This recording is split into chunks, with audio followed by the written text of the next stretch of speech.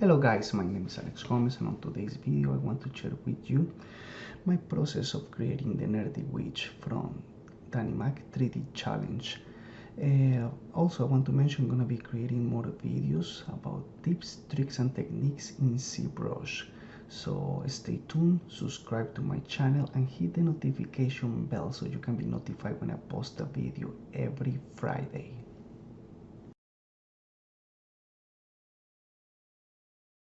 Okay guys, so we're gonna be starting with a head-based mesh that I already have. It saves a lot of time. So I use this head-based mesh just for the stylized characters. So yeah, that's the beginning of the blockout. I started the blockout like I always do with my characters, the torso, the shoulders and the arms.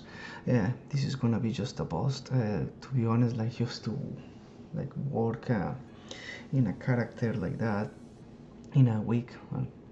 I don't spend the whole week, but I spend like several hours. Like I really don't have the time right now to create the full character. But anyways, like doing this blockout, I wanted to mention, if you're using like a reference, like a design reference, and you have to stick to the design, the blockout is so important. You have to nail the blockout to be as similar as the design. If you're creating a character out of your imagination, like it's fine, like still block out and don't worry about like the likeness per se. So after that, just dynamesh it and start like kind of like blending the shapes, creating the eyes and the nose. And it's pretty much the same process. And once you guys do it once, you know, you're creating your own workflow. Like one of the things that I do that I kind of like is different than other artists do, it's that I go back and forward between different not expressions but the features in the faces. So for example, like I know I see videos of the characters, boom, they did the eyes and that's it, they finish. But I always tweak, and I always tweak the eyes, I tweak the nose, I tweak the mouth. And I think because my characters, they're not based on a real design, I think that's why I do it. But next character that I'm gonna do is gonna be a likeness, stylized as well, but it's gonna be a likeness from my design.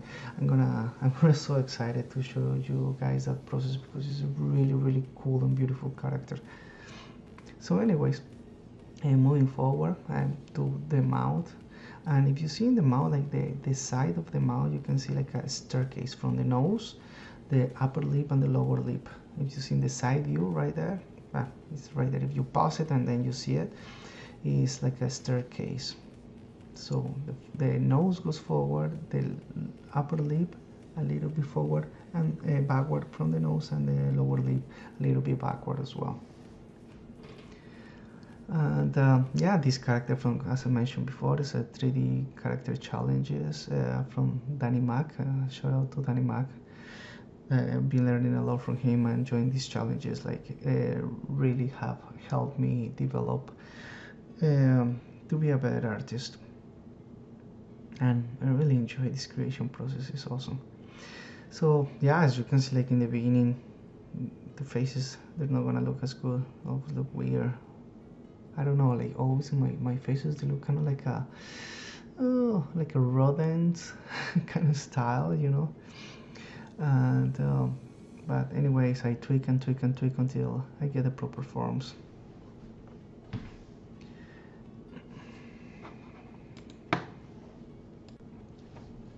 Then I decide to add like kind of like a skin shader per se. I got like some skin, like that's from Zero Paint. I'm gonna leave the link below where can you get these materials. They look really nice. I really like how they show you the shape of the face and the features. It gives like a really good sense of how it's looking. I poly paint the eyes. I don't normally do the texture of the eyes like in polypaint ZBrush. I normally take my character and bring it to Substance Painter and I do the eyes. What I like about it is because you have so many layers that if you decide to change a color, you can change it easy. Like for example, you want to change the color of the eyes from purple to red or purple to blue, who knows. It's easy to change because everything is so layered up. So I definitely enjoy it, doing my texturing in Substance Painter. I do the like a base texture in the face, like the base color. I do it in ZBrush and then I add some more details in Substance Painter. But yeah, definitely I will totally recommend just to use Substance Painter because it's a industry standard for texturing. Man, like you can do so much stuff in it that it will take a long time just do it in ZBrush. But you know, there's some guys that are just ZBrush artists. They do just everything in ZBrush. I can't. I do as much as I can, my capacities and knowledge to do on ZBrush, and the rest I use Substance Painter and Maya for modeling, lighting, and rendering. So then I kind of like start blocking out the hair. I think like blocking out and putting the hair to the character, it gives better characteristics where your character is going and how the shape is looking. So kind of like breaking the hair into different pieces. It kind of like it helps you a lot. Also, I'm using a hair brush that is from Danny Mac as well. It's a really nice brush, and I have bought a couple of other brushes, but the one from Danny Mac I really recommend it. It's really useful. I think he has done a really good job creating that brush. But anyways, I want to jump into XGen and create like a real hair. I know a little bit of XGen. I have a work and did some work doing XGen when I was working at the HX. That was the Fraggle Rock Doozers. I don't know if you guys have seen this show. Doozers is the name. And yeah, like I did a lot of the characters' hairs and it was pretty fun. And we actually didn't use XGen. We used shave and haircut, and that was a nightmare. It was a nightmare, like a lot of frames dropping, and there's a lot of people using it. I don't like it, but then we started using XGen, and XGen is pretty stable for the productions that we were doing. That's pretty much TV animation for kids. But yeah, that's something in my next step that I want to add to my characters, and hopefully I can do it in my next one. That is going to be pretty cool. I'm so excited to show you guys and share with you my process. So after I was going with my model here, my sculpt, so I decided to bring the model to Maya and just create the hat there and the glasses. I don't know, it's for me it takes less time doing this in Maya, just doing like a hard surface modeling is pretty easy. And then I brought those kind of like objects or subtools to my ZBrush. I just find that, I don't know, for me, like I've been modeling Maya since 2007, so for me it's pretty easy and fast to create those shapes and props per se in Maya. So you can do it as well in Blender. So the tutorial that I'm working now, there's a character with a lot of props, and I'm gonna be doing those ones in Blender. I'm not as a master of Blender, but I'm learning a lot. Really like you know, like my cup of tea is Maya, but I know like Maya is expensive, so I will be doing the props and stuff in Blender. And now I move, get the glasses ready, and after the glasses I'm gonna move to the hat.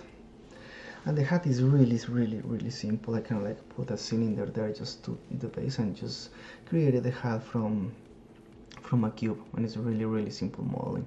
I just want like the base shape of it, and it's just like you know, big faces and extrude them.